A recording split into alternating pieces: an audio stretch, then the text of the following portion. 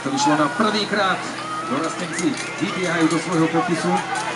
Ukázali v tých predchádzajúcich kolách, že vedia.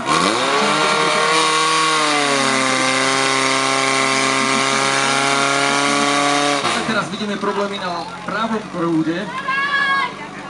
Pre ligistov veľmi dôležité pravidlo je dokončiť každý jeden pokus.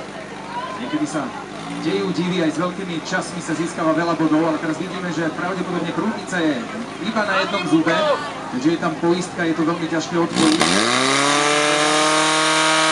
Neviem teraz, čo videla strojníčka, ale my sme videli niečo iné. Zatiaľ teda stále chalanisko na pravej strane bojuje s tou prúdnicou, najprv ju bude musieť odpojiť, ale ako som spomínal, je tam poistka, niekedy je to veľký problém. Alebo ešte sa môže stať aj to, že nám vyšlo tesnenie a vtedy to už bude možno až neprekonateľný problém. Až teraz zasvietil aj pravý terč.